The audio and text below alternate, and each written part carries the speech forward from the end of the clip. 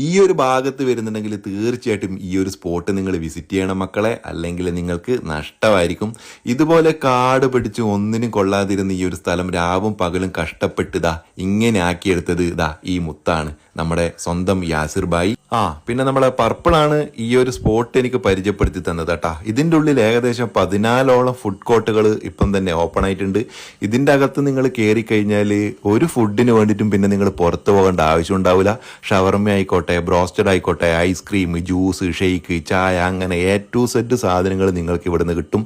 പിന്നെ ഇനി പുതിയ പുതിയ ഫുഡ് കോർട്ടുകളുടെ വർക്ക് ഇവിടെ നടന്നുകൊണ്ടിരിക്കുന്നുണ്ട്. ഫാമിലി ആയിട്ടും ഫ്രണ്ട്സ് ആയിട്ടും കപ്പിൾസ് ആയിട്ടൊക്കെ വന്നിട്ട് നിങ്ങൾക്ക് ബീച്ചിന്റെ ഒരു വൈബ് ആസ്വദിക്കുകയും ചെയ്യാം. നല്ല അടിപൊളി ഫുഡും നിങ്ങൾക്ക് ഇവിടുന്ന് കഴിക്കാം കേട്ടോ. പിന്നെ ഒരു സത്യം പറയാന്ന് വെച്ചാൽ ഓൾമോസ്റ്റ് ഏകദേശം എല്ലാ ഫുഡ് കോർട്ടിൽ ഞാൻ ഫുഡ് കുറച്ചായിട്ട് ട്രൈ ചെയ്ത് നോക്കിയിട്ടുണ്ടായിരുന്നു. അവസാനം 40ഓളം വെറൈറ്റി ചായകൾ കിട്ടുന്ന ഒരു സ്പോട്ട് അവിടെ ഉണ്ട്. അവിടുന്ന് ആ ചായയും ട്രൈ ചെയ്ത് നോക്കി.